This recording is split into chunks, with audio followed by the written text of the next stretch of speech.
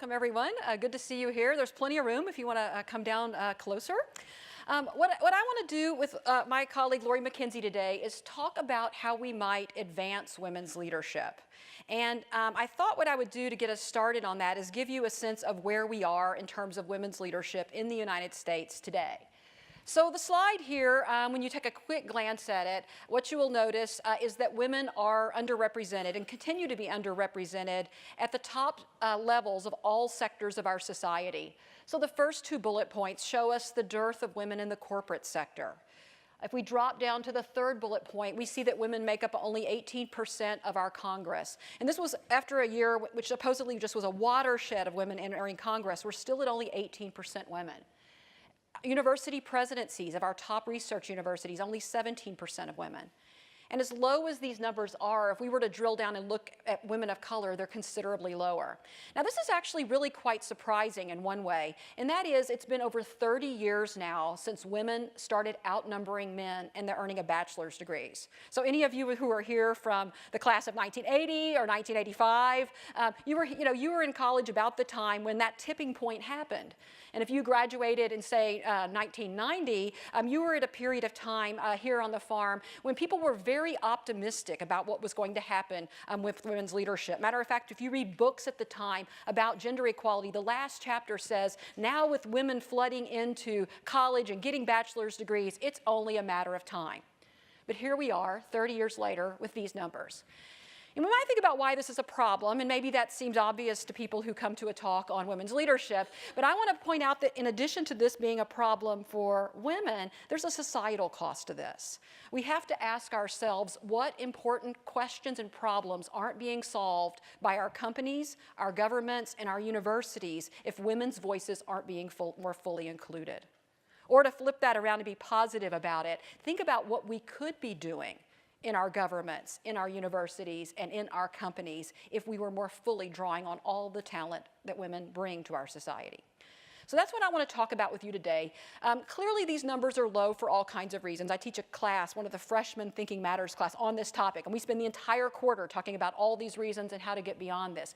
Today I want to highlight just one barrier to you that I think is really important, and that is I want to draw out the way that stereotypes about gender and work lead to a bias in terms of how women are evaluated in the workplace. And so what I'm going to do is spend some time describing that problem to you and showing you that it's more consequential than perhaps we might think. And then I'm going to turn it over to Lori McKenzie, who's going to talk about some of the tools that we've been developing to move beyond that bias and to create workplaces that more fully embrace the talent of women in them. So I want to just start off with a research study that you may have heard of that got a lot of attention when it came out and really illustrates the kind of things that I want to share with you today.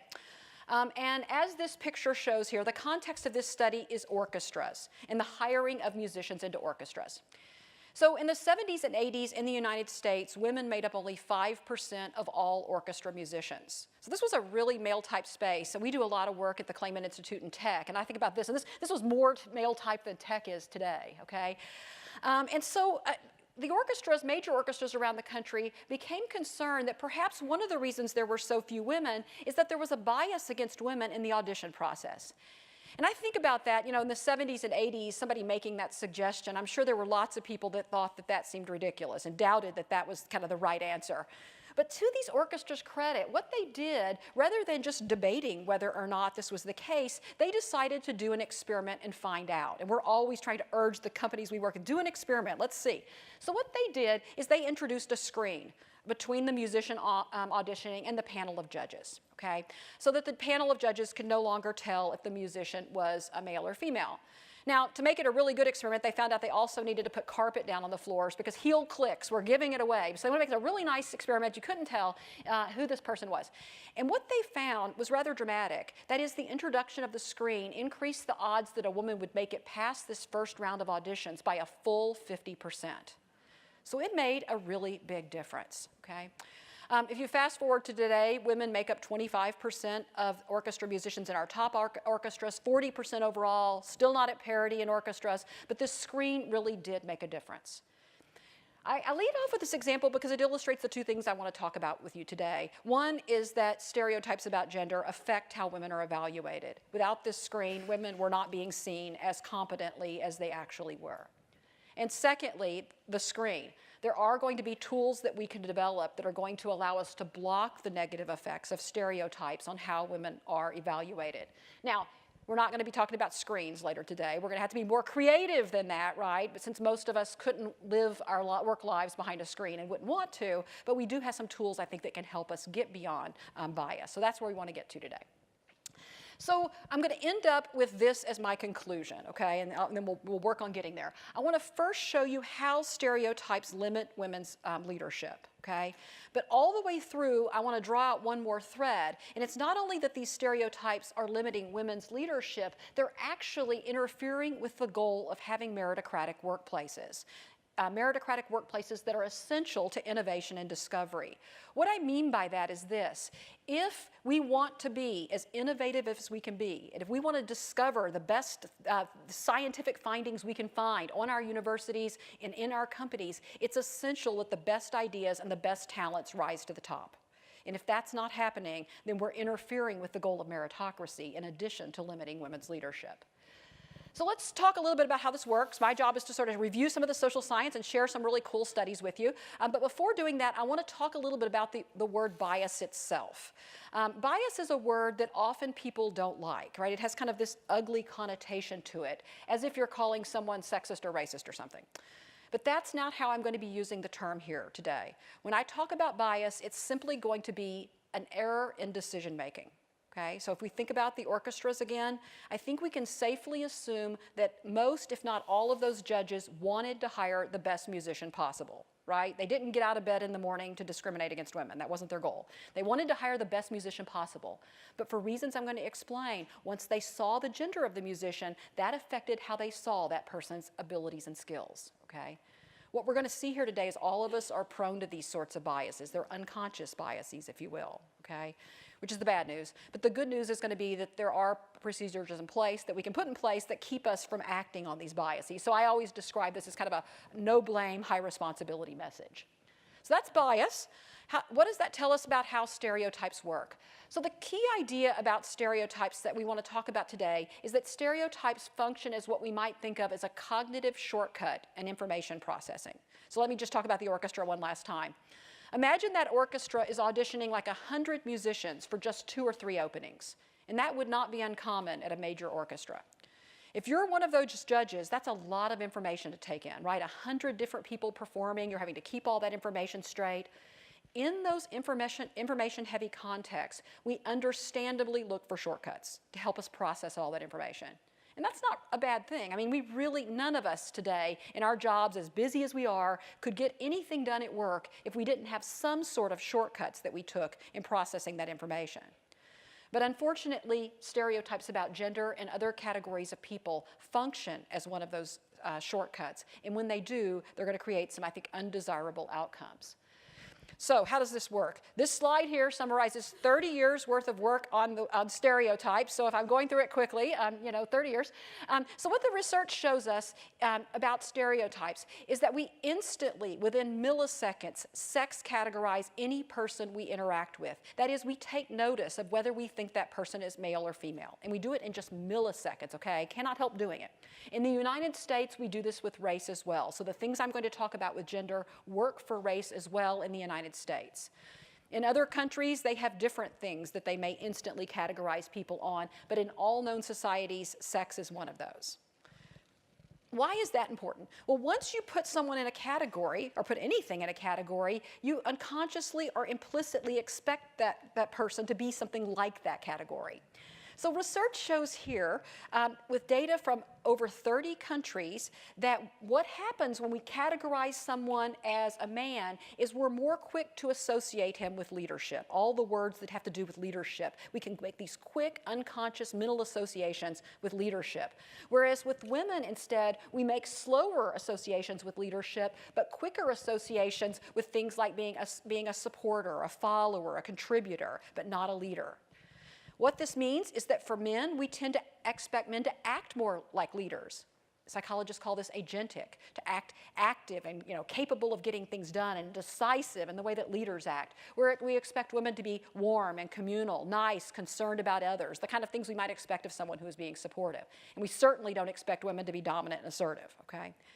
We might expect men to be, again, at an unconscious level, better at male-type tasks like technology, and women better at female-type tasks.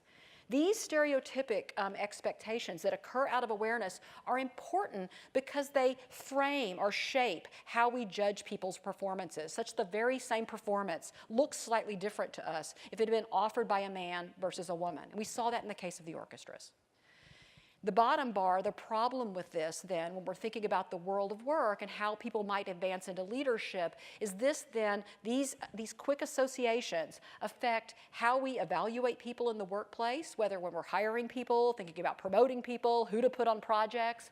It affects the kind of opportunities we give to people in the workplace, and it affects the amount of influence people have. When someone makes a suggestion, does it sound like a good idea, okay? Does it sound like something worth funding? Okay, I want to talk to you today about a couple of ways that these stereotypes work and show you some examples, and then we'll turn to the important ending point that we want to get to today. How do we block these effects? Okay, so the first way that stereotypes work is they shift the standard that we use to judge people. So it turns out our standards shift around a little bit depending on if we're evaluating a man versus a woman, or if we're evaluating, in the case of race, someone who's white versus a person of color. If you think about why this would be, I'll use gender as an example here. If a woman performs well, and especially if it was in a male-typed domain, this runs counter to those quick associations we have. So one thing that we tend to do is to more carefully scrutinize her performance. And we do this even if in a situation where we're in awe of her. So I've been talking a lot about Mary Barra, the CEO of General Motors, Stanford alum. When General Motors announced the new CEO, and it was a woman, I don't know about you, but this caught me by surprise, right? This is the automobile industry. Who would have seen this coming? So I was kind of, so I found myself reading about, why it is, how did she get to this point in her life? If General Motors had announced the new CEO was a man, I probably would have just turned the page and read something else. It wouldn't have been news to me. But that extra scrutiny can under certain circumstances, open the door to bias. So let me give you a couple of examples of this. I want to start with an example that comes from the field of psychology. And this is an experiment where what the authors of this study did is they created a resume for a person who had just gotten his or her PhD in psychology. So it had some publications on it, teaching experience, stuff like that. And they sent it out to psychology faculty all over the United States, and they said, evaluate this person, and importantly, tell us whether or not you think this person would be worthy of a tenure-track position in your department. The experiment was this: half the people out there received the resume with a man's name on it, and the other half of the psychology faculty doing the rating received the very same resume except with a woman's name on it. So this is a really great way to see whether gender matters, right? The resume's the same, the only thing's different is the name. What they found was, again, rather striking. 79% of the people who got a resume with a man's name on it said he would be worthy of hire, compared to only 49% of people who got the same resume except with a woman's name on it. And in case you're wondering, it did not matter whether the person doing the rating was male or female. Okay, male and female raters exhibited the same level of bias. We find this constantly in these studies. And sometimes this disappoints people. They want women to be better raters than men. But the issue is these are stereotypes that we're all kind of commonly aware of, and they're affecting our judgments at an unconscious level. Now, in a second phase of the study, what they did is they had people evaluate these same resumes, except now these people are more experienced, okay? So now we're talking more about people you might want to move into leadership. So they have more grants, more publications, and the like. And what they found with these more advanced candidates is that people wrote 4 times more doubt-raising statements on the rating forms for women compared to men. So I would need to see evidence she'd gotten these grants on her own, for example. Notice that extra scrutiny that's going on there.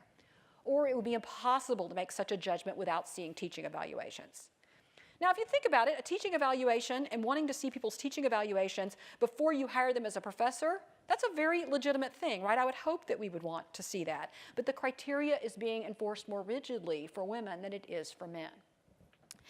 Now, I want to just switch gears just slightly and show you another very similar study that was done in the context of race. We work a lot at the Clayman Institute for Gender Research on gender issues, but a lot of the things that we're talking about work similarly for race. So if we're trying to create more inclusive workplaces, a lot of the take-home messages here will be the same.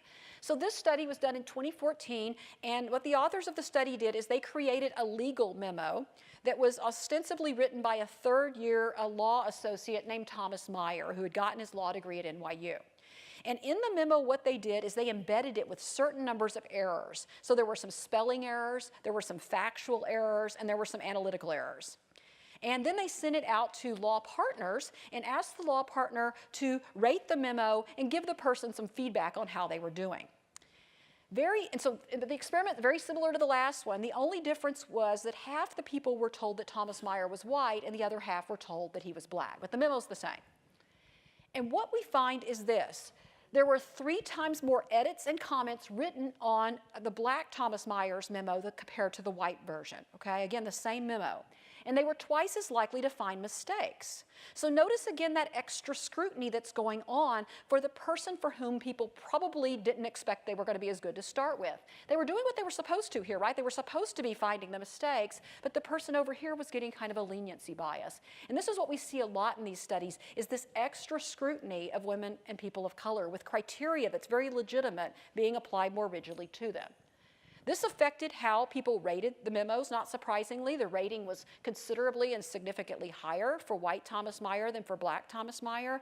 And it also affected their qualitative judgments. So the white Thomas Meyer is generally a good writer, has potential. Black Thomas Meyer needs lots of work, can't believe he went to NYU. So these sort of drastic differences in how they're talking about this performance. So you can imagine how this would affect advancement into leadership going forward. One final example I want to give in this area comes from some work that I've done. And you know, when we think about the experiences women have in the workplace, the experiences women have in the workplace are not just because they're a woman, because no one's just a woman, right? You're a woman, you have a race, you have a sexual orientation, you might have children, you might not, you might be disabled, and all these other things combine to affect the judgments that we make of people. So I've done some work looking at how being a mother might lead to disadvantages in the workplace. There's some literature out there on wage gaps that show that mothers experience a 5 to 7% wage penalty per child compared to childless women, okay? And this is if you're comparing men and women, childless women and mothers who are in the same kind of jobs. So I was concerned whether this kind of biasing process might be affecting mothers as well. So what we did is an experiment where we had people evaluate either 2 women or 2 men, one of whom was a parent and one of whom was childless. So down in the resume of one of the 2 members of the pair, you learned that the person was an officer in an elementary parent-teacher association. Okay, so that's a subtle indicator that someone might be a parent. I mean, you don't have to be a parent to be an officer in an elementary school parent-teacher association, but I don't really think ever in the history of the PTA has there been an officer who was not a parent. So this very effectively conveyed parent status. Now, before starting the study, what we did is we pre-tested all of our materials to be sure we had 2 people who, when we didn't know their gender and we didn't know their parental status, were judged to be equally qualified. So just based on their resumes and performance evaluation. So there was no difference. Put names on the files, mark one as a parent. What happens? All of a sudden, the mother is seen as significantly less hireable. So they said they would recommend 84% said they would recommend the person who was childless compared to only 47% for the mother. Further, if they were going to hire the person, they were going to pay her significantly and substantially less. Okay, so we see some evidence of a bias. For fathers, no such bias. In fact, fathers are actually preferred compared to childless women, and if they're going to be hired, they're going to be paid significantly more than childless men. So we see how parenthood's working differently for moms than for dads. We drilled down one more layer to try to figure out what's going on here. And what we found is that people were stereotyping the mothers as being less competent at their jobs and less committed to them, compared to the fathers who were seen as more competent and more committed to their jobs. Now, when I got these results, I sort of suspected that I would get this difference in commitment because there's pretty strong stereotypes out there that mothers aren't as committed to their jobs. It turns out that there's not a lot of data to support that, but there is these stereotypes. But the competence thing's kind of weird. Why would someone all of a sudden be like have less brain power after they had a child? So I went to talk to one of my friends, Deborah Rohde, in the law school, and I was telling her about this, and she had just done some work where she was interviewing law associates coming back from maternity leave. And these law associates were complaining that when they came back from maternity leave, they weren't getting as interesting of work anymore. They were getting like paralegal level work and not the kind of work they'd been getting before. And she told me that one of the people that she interviewed told her boss, I had a baby, not a lobotomy, to kind of drive home that point. So what we've seen here is that stereotypes can lead to this extra scrutiny, right? And we've seen it now for women. We saw it for African American men. We've seen it from others.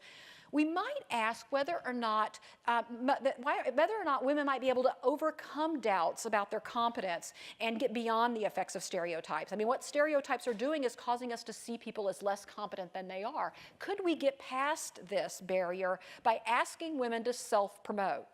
Toot your own horn, make sure people are listening to you. Could that help get beyond this barrier?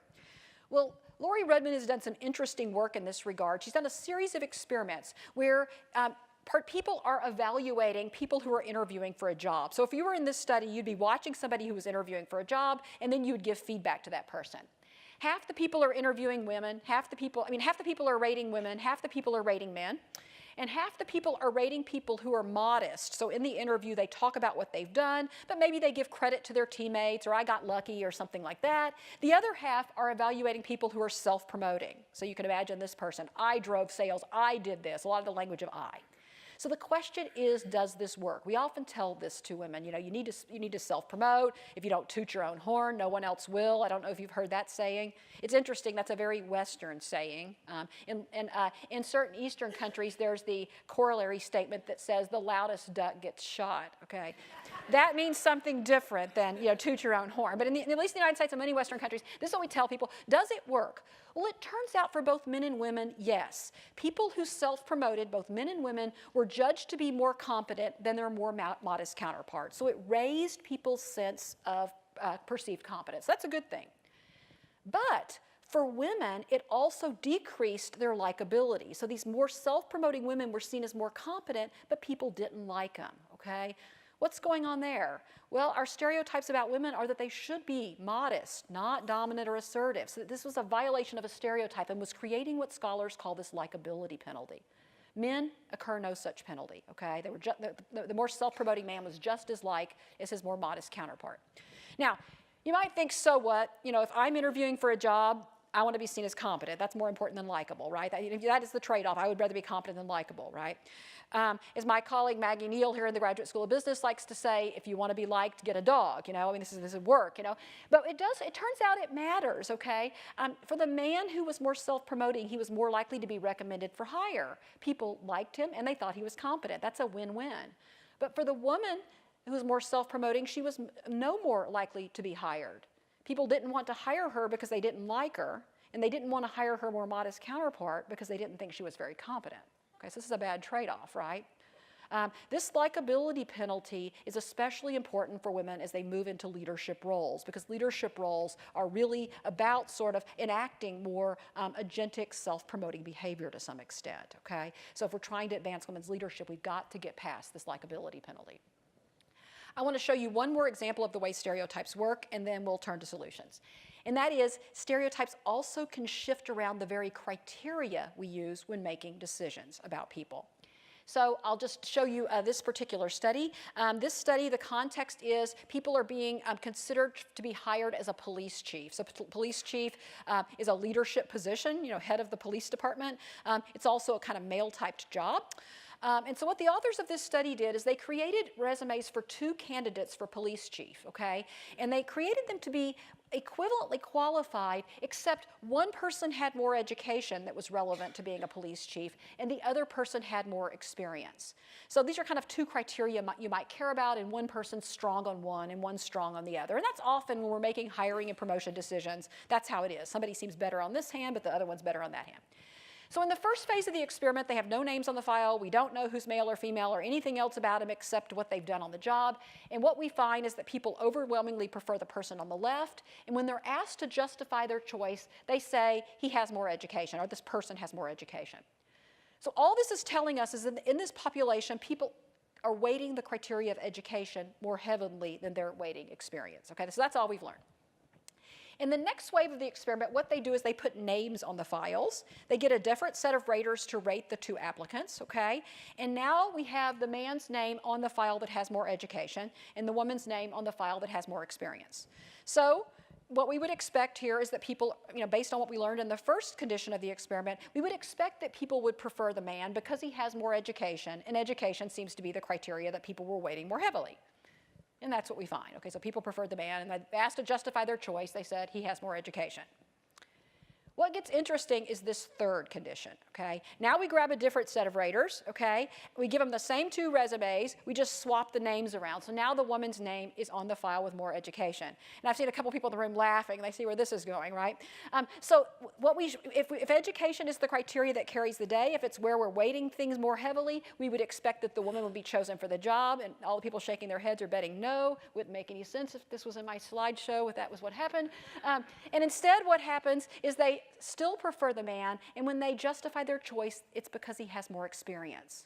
So notice what's happened is the criteria has shifted from education to experience to justify probably what was people's gut hunch, this person was more right for the job.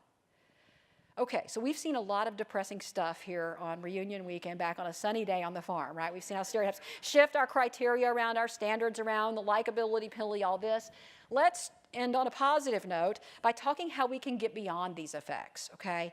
And what I want to suggest is that our solutions share one thing in common, and that is they have to break the tendency to use stereotypes as a shortcut. That's what got us into trouble to begin with. Good, well-intentioned people who are very busy trying to process all the information on their job, and at an implicit or unconscious way, stereotypes are affecting those judgments. So how can we get beyond that?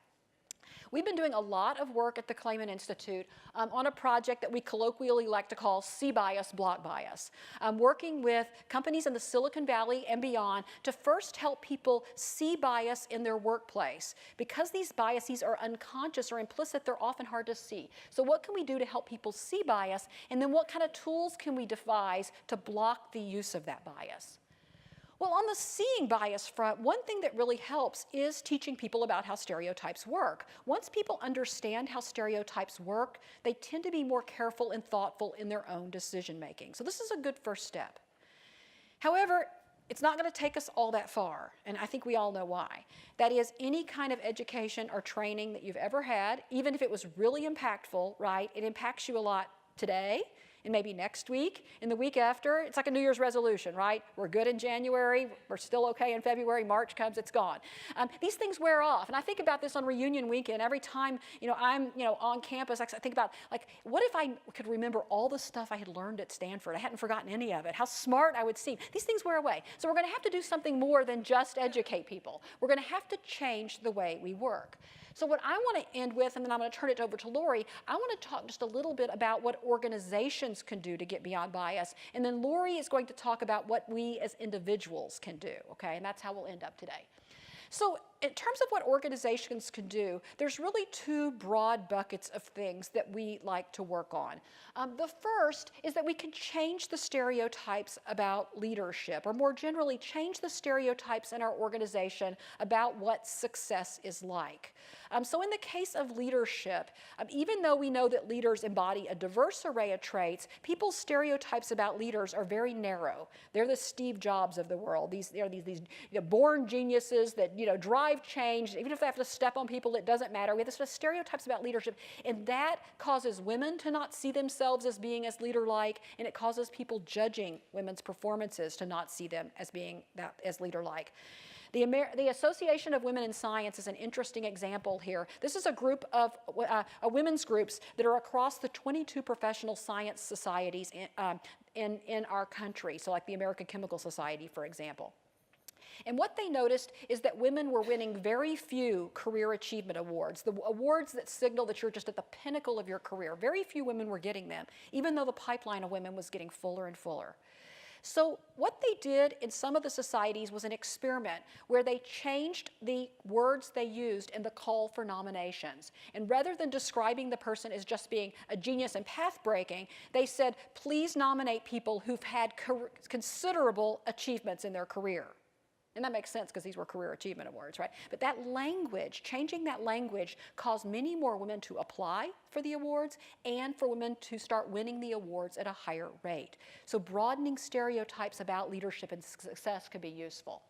Secondly, we need to change our evaluation processes when we're hiring and promoting people to block the effects of stereotypes. And I want to give you just a few quick examples here. One is that we need to develop clear criteria before people make evaluations. That police chief study I told you about, there was one final condition. And in this condition, what they said to the new set of raters is this: before we show you any applicants, write down what really matters to you. And guess what? People wrote down education. And then when they saw women who had more education, they chose them for the job. There's about 2 decades worth of research now that shows the clearer the criteria, the more likely we are to hire and promote women and people of color. When you have clear criteria, you don't need the shortcuts that stereotypes provide. Secondly, we need to ensure that the criteria is evenly applied, okay, to all people. So think back to the psychology study. I would need to see evidence of her teaching evaluations. If you're in a meeting and someone says something like that, what somebody in the room needs to be doing, and we call this person a criteria monitor, this person needs to be saying, if we're going to consider teaching evaluations, why don't we go back and apply that to everyone, okay? That can be very helpful. Third, we need to increase accountability and transparency, okay? With accountability, people are asked to justify their choices, and when people have to justify who they're hiring or who they're promoting, they tend to make more thoughtful decisions. They, you know, if I'm gonna have to explain to you why I preferred someone, I can't just say, it was a hunch. I have to sort of think through what the criteria are and how the person mapped onto those. Transparency, posting numbers, keeping track of how you're doing in terms of hiring women and other diverse groups. And we do this at Stanford. Every year in the spring quarter, one of the vice provosts comes to the faculty senate and gives a report that we call gains and losses. And basically what we're doing here is we're looking at how have we done in gaining women faculty and gaining faculty of color relative to losing those groups of people. The goal is that we want our faculty to look more like our student body. And by being transparent and collecting data on that, we keep ourselves focused on that goal and managing towards that goal. And then finally, question, don't assume meritocracy. We work at a place, especially here in the Silicon Valley, where people tend to think that their organization is meritocratic. They're quantitative, data-oriented people, and they think they are meritocratic. But recent research has shown that organizations who think they are meritocratic are actually more prone to biases than organizations that know that they still have work to do. Okay? So if meritocracy is your goal, but if you treat it like a reality, it undermines the goal. And that makes sense when you think about it, right? If you think you already are meritocratic, there's no biases in your organization, you don't have a problem, you're probably not going to be that conscious of trying to solve the problem. So questioning meritocracy and constantly asking and wanting evidence about how we're doing in terms of being fair in hiring and promotion is actually really quite important. Now, I know that not everyone here is running an organization where these points are that relevant. So what I want to do is turn it over to Lori, who is now going to talk a little bit with you about what individuals can do tomorrow to start driving us towards a world that is more meritocratic. I think you've seen from the research that we're in a society with these shared cultural beliefs. It's something we all share. So sometimes people say that's the point in the presentation where your kind of enthusiasm goes down. It's my job to bring you back up to that we can do something together. I'm going to actually ask you to see the unseen. And when I think about that, I think about these puzzles. How many of you can see the face of an old lady in this puzzle? Okay. And how many of you can see the face of a young lady in this puzzle? Oh, great. It's funny, when I do this with a lot of tech companies, the young face gets a lot of hands, and the old face doesn't get as many, so I think we have some age bias going on in Silicon Valley. So the interesting thing is it can actually take you some time to be able to see both these faces. At the one reunion weekend, this young boy had never seen it, and he got it in about a minute. And sometimes I find the older I get, the harder it is for me to see both sides of an equation. The good news is, though, that what we've learned is once your brain identifies both, it cannot unsee them again. So I hadn't seen this puzzle for about 5 years. And when they showed it to me again, I'm like, oh yeah, there's an old face and a young face. So our goal with all of our bias training is to ensure that we present you a way to see bias in a way you can't unsee it again, and then to have the tools to be able to block bias. We're going to start with an experiment in language. So yes, you get to do this classes without quizzes. I'm not going to quiz you, but we're going to do some experiments together. We're going to do an experiment in language, because language is the most common way that we maintain and replicate cultures in our families, in our communities, and in our workplaces. I'm going to have you do an experiment, so you should have gotten a piece of paper when you came in. You don't have to use it. I find also a lot of people like to use their devices, so there's a piece of paper. We have some pens as well. And all I want you to do is describe a top performer. So if you think of that in a workplace context, it might be a team you're on and there's one person you can always count on. It could be in your community. Where I live, there's this one family, they always host all the block parties. So I would count on her all the time to host that family to host the block parties. It could be in your family. So my job in my family is to plan all our vacations. And in that context, I would be called the top performer of my family's vacation planning. So whatever context you have, think of a top performer, and on that sheet of paper, just take a minute to describe in a few words the behaviors and attributes of that top performer.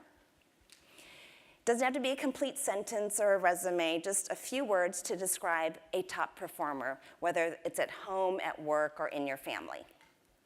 And thank you for passing out the pens.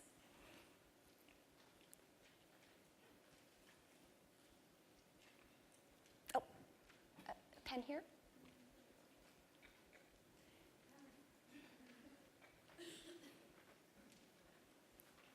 You thought this was classes without quizzes.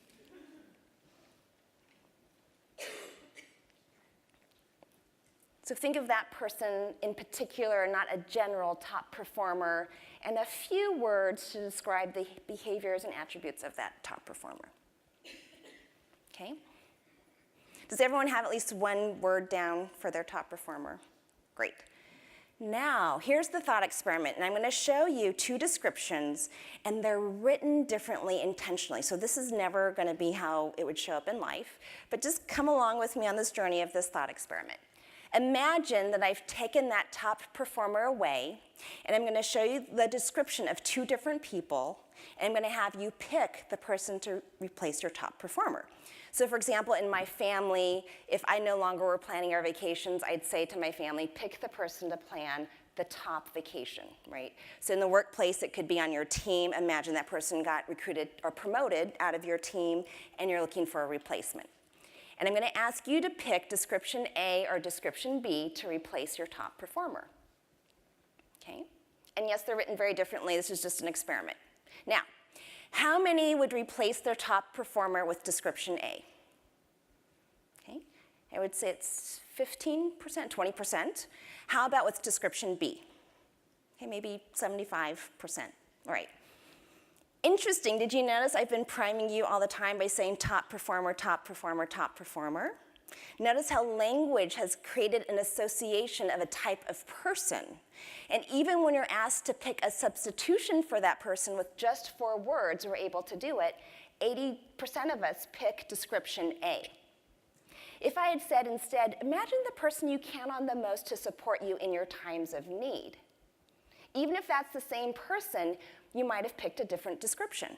Notice how language is priming us to make associations, as Shelley said, and make decisions off just a few words. Now, why does this matter?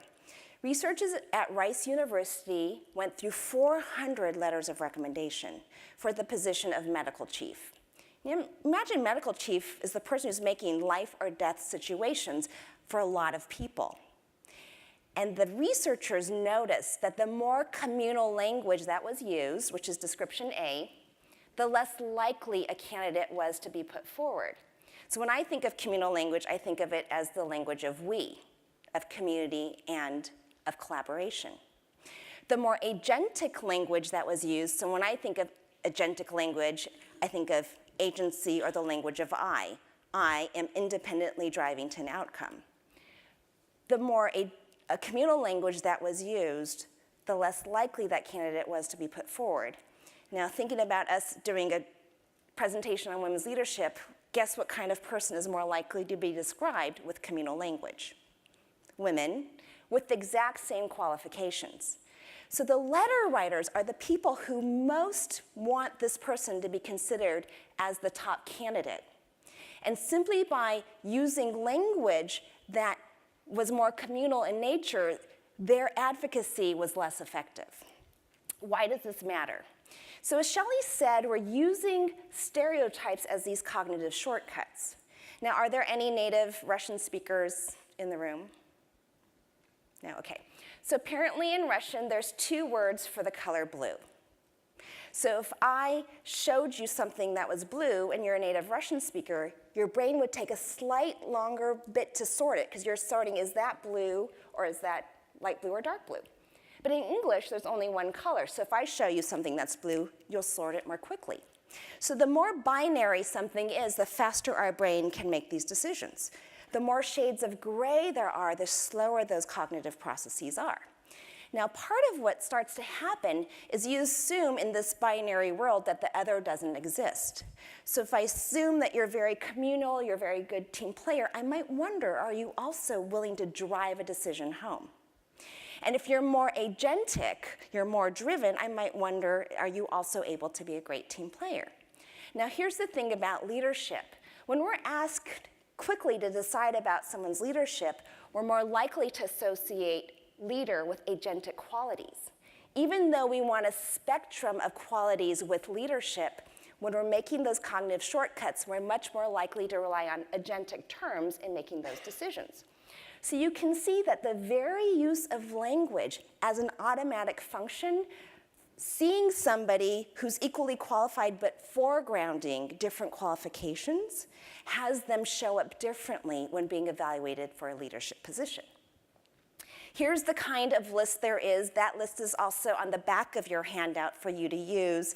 Oftentimes, my friends will use this. So I just wrote a letter of recommendation for somebody to get into college and submitted it to the Common App. And I was very conscious of the kind of language that I was using in my letter of recommendation. Often people will go look at their LinkedIn profiles to see how they've described their own accomplishments. Or they might even look at their LinkedIn endorsements. How have you, in a quick endorsement of someone, used language that might not have them seem as much of a leader? I have a friend who's a project manager, and she's really effective. And she said, everyone just says I'm friendly, and no one says I'm strategic. And I said, oh, she's also Asian. Asians are perceived to be very good at tasks. So when someone sees her, they see the task orientation she has, and they forget that she was very strategic in how she planned the events. So after she did the presentation, the next time she asked for a LinkedIn endorsement, she primed that person to talk about certain qualifications she had. So she would finally have a LinkedIn endorsement that didn't say she's really good at managing tasks. I just want to give you an example. So at our institute, we're often given informal recommendations. So when we're hiring someone for a job, someone will send a note to someone to send to us so that they know that their person should be highly considered for a job. So I want to show you a little bit of that. I'm going to diagnose the language that was used. This is also a warning. Never send me a letter of recommendation if you don't want it to show up on screen. No, I'm just kidding. So this is for someone who worked on Capitol Hill. It was for us one of our most senior positions. It's for the position of marketing director. And this person went to one person to another person to really get me this, because as you see, this was high, high praise for this candidate. I'm going to dissect the language a little bit. Notice the words in black. These are her strongest endorsements of the candidate. Notice it's very vague. Scholar of what? Professional who led what accomplishment? So even this was high praise. I actually don't know much more about this candidate than I would from a letter that didn't say much about her. Another thing we know about women is they're more often described through their personalities than with their accomplishments. And when their accomplishments are described, they're often much more vague. and they don't have business outcomes attached to it. So this is another trend we know from our research. Notice that word actually. She and I actually worked together. Our research also shows that there are many more doubt-raising statements in women's performance evaluations. She managed to lead a good team, not she led a good team. In the end, she managed to deliver the project on time. Why do we need to say in the end? In the end implies there wasn't always going to be on track, right? So this kind of doubt-raising statement we also find is much more common in our evaluations of women. And lastly, look at the traits of this person. So this person, I later learned, was a highly rated scholar who had used her scholarship to advance an agenda that went to Congress. None of that was mentioned here. All I got was that she was passionate, committed, and determined. Now, I don't know about you, but as a woman, I'm often called tirelessly dedicated. I don't know if that's code for something, but when we look through the performance evaluations of women, they're also more commonly coded as tirelessly dedicated. And one of the things I always think is so funny is we're in this culture of genius, right? We want the next Steve Jobs, we want the next startup. In this culture of genius, it kind of is supposed to just come to you, and the rest of us are working tirelessly and dedicated, right? So, this research we did, as I talked about, was performance evaluations, which we redacted and took the gender out, and then we evaluated them for the way language was used. The reason we do this at the Clayman Institute is that we want to provide practical solutions for companies to then block bias in their processes. So if I broadly say to you, don't make vague praise, that's one thing, but if I said, here's exactly the way vague praise works in your company, you're more able to train people not to use praise in that way. So this was posted recently in the Wall Street Journal. It's part of a 2-year research project we've been working on with some sites across the country to understand exactly how does bias play out. You can see some of the things we talked about. Women are given much less feedback. And when they are given feedback, it's not very specific. So I thought this was fake, but it's an actual citation. One woman was told to show it more at work. That was her feedback she got.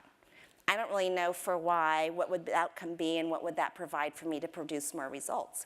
The man, on the other hand, was told, combine technology A with technology B, and together that will help you launch this new platform. You can hear that that vagueness doesn't really help me much on my job. So women are getting less developmental feedback. They're getting a lot more criticism of their communication style. Do you remember Shelley talked about the likability penalty?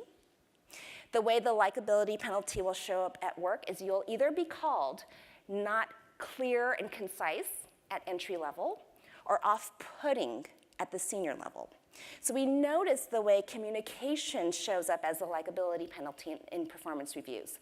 We're really excited that we're launching this new research in a 3-part launch, and more excited that we'll be launching this research as part of a national summit in March 2017. Thanks to the generous support of GSB alum Bruce Golden and his wife, Michelle Mercer, who was an undergrad and law degree, will be launching this as a national conversation to try to see and block bias in all of our workplaces. So this is the end of our presentation because we promised to allow some time for questions. So Shelley, do you want to come back on stage? Oh, one action you could do tomorrow, Shelley said I would give you solutions that you could do tomorrow. One thing you can do, endorse a woman. Do you remember when Shelley said that if you toot your own horn, people might not like you? An experiment was done where a professor said, in one experiment, here's my TA, and just mentioned her name. In another condition, he tooted her horn for her and said how amazing she was, what publications she had, why they should listen to her. In the condition where the professor tooted the horn for her, her ratings went up. So even if women might have to navigate the likability penalty around tooting their own horn, you can toot their horn for her. So always introducing a woman, making sure you vouch for her competence is one way that you can work towards her being recognized as an expert and as a leader. Another thing you can do is just block the automatic use of language. Don't write a letter of recommendation without thinking, what am I trying to say about somebody? You could also, I've noticed this with my kids too, what I'm criticizing about them by gender and trying to make sure I do that equally for them. And lastly, you can update your resume or LinkedIn profile, or perhaps someone you know update their resume or LinkedIn profile to be reflective of their true accomplishments in ways that will help them attain everything that they want in leadership. So with that, we'll see if you have any questions. There's a couple of microphones in the room, Yes, so if you that's have right. a question, if you could go to the microphone. Otherwise, we have to repeat it and we may botch it. So, yes. Yeah, thanks so much. This is really helpful. And for me, I work at the World Bank in Washington, and we're actually going through an EDGE survey right now as part of the gender strategy for the organization. And I hope that they make the comments public for at least the staff. I mean, because they did when it was both men and women commenting, and this is something that's gone out just to the women. So, but a lot of this resonates very much. My question is, I'm the mother of 3 teenage girls, and my middle daughter is, I think has a lot of very intrinsic leadership qualities, but those things can sometimes make it difficult. She's, in the 10th grade. And I'm looking for, different kinds of programs or ways to support her. I mean, in all 3 of them, but especially her, that she's got that. We were in the Power. I was in the Power one earlier. The little girl that was. Many of you were in that one, but they were talking about girls versus boys. She's got some of those characteristics that are, sometimes off-putting, I think, to both girls and boys. And I want to help to, give her the tools she needs as well as my other girls. I just wondered if you had anything for the kind of that next generation. Yeah, I mean, I should say that it's a very common finding with young girls that are exhibiting leadership behavior to be called bossy, for example, which is a derogatory term, and I think serves to dampen their ambition. And it's something I think we just absolutely don't want to do. So the question is, what can we do then to provide a good space for them to develop those skills and recognize those skills? I mean, I think one, as a to Lori's point about endorsing the competence of other people, to sort of to very clearly try to correct some of those things in amongst the people who might be critical of her. So I think it's important when a girl is exhibiting leadership skills and there's negative attention drawn to that, for somebody to be able to say about her, I think she actually could be running her class or something like that. Sheryl Sandberg loves to say she has executive presence instead of she's bossy. But to reframe what it means to be a leader for a young girl, I think is actually really important. And then there's all kinds of, are starting to emerge new kinds of workshops and things that you can send her to, where she'll be around other people, peers that are more like her, which helps validate that. So we have a program we call Seeds of Change that is a middle school, high school girls, kind of a leadership program. And not only does it teach skills, but it puts them in contact with other girls who value those same skills. And that's very important, is to have that peer group. It's a great question. Yeah, we also have some free videos online under Voice and Influence. So there are professors like Maggie Neal from the Business School and Deb Grunfeld here as well. And I have a girl who's in 7th grade, and I've watched them with her and talked about them. And one of the things we know about young girls is you can't always figure out what their peers will say and give them ideas about how you can frame opportunities for them. But another thing to think about is what's their why they're doing things.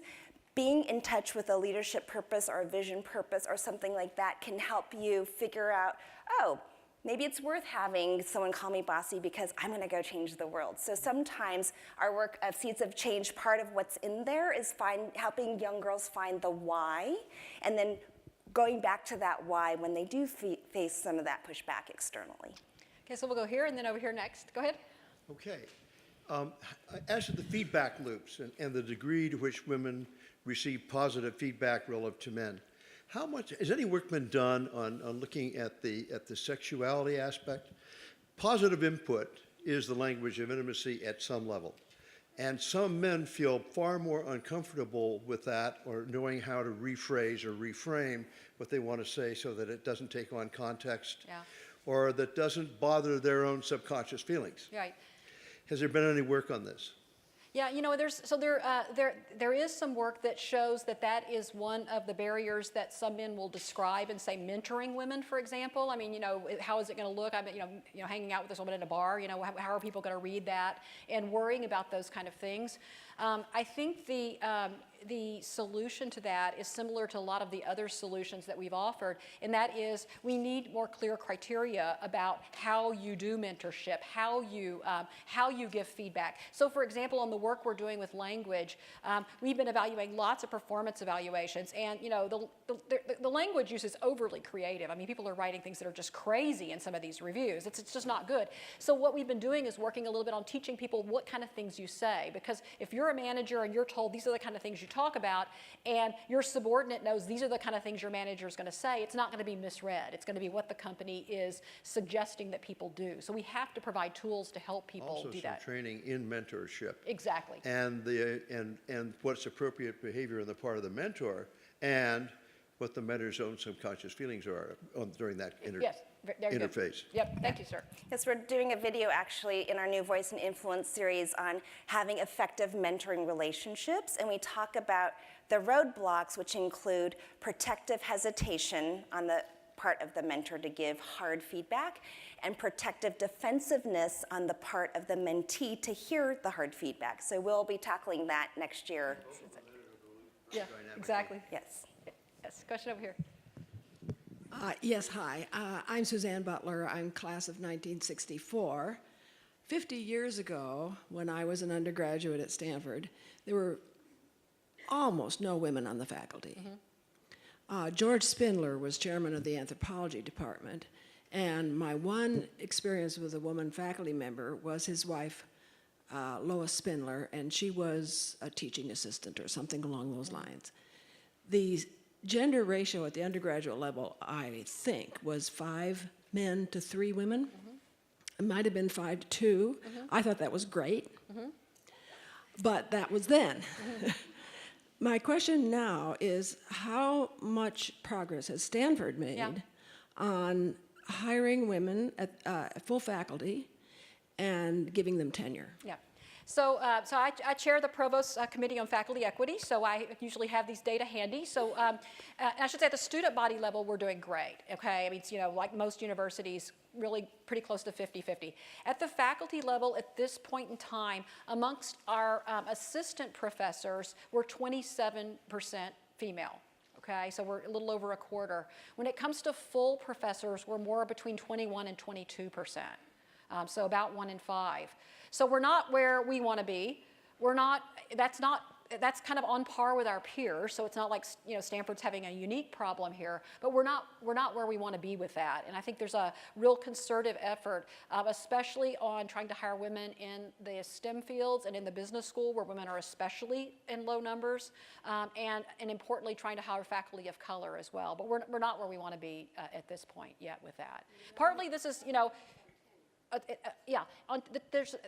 so on tenure, when we talk about tenuring people from assistant to to associate professor, there is not a gender gap in who gets tenured.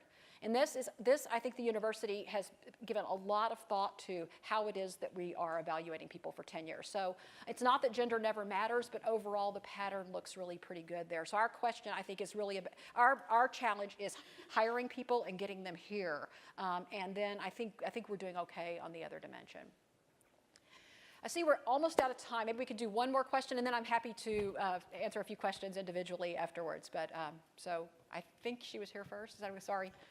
Your comment on seeing the bias as the mother of a tuba player, female tuba player, 5 years ago when the woman was hired for the Philadelphia Symphony, and there was all the news articles on how a woman had finally landed the position. None of them mentioned that women had been winning the position for years on the blind auditions, and that when they saw a woman was chosen on the blind auditions, they redid them visible. Not one news article. So I wrote in about the statistics because I had them from a tuba player with a master's degree. Is there a place we should keep our eye to check in with some of the statistics? Because my awareness in business is all the time I'm with people who do not acknowledge that there is a bias, and I have to have constant statistics, language, to keep asking, having paraphrase, asking for more information. Can you give us something to keep our eye to? Yeah, so the statistics are going to be spread out depending on what the category is. But I want to I just want to underline what you're doing as being very important. That is, now it's pretty easy to Google and find statistics on things. When someone says to you, there are no women here, there are no women in the pipeline, there are no women that are eligible for this, that we should not take that as an answer.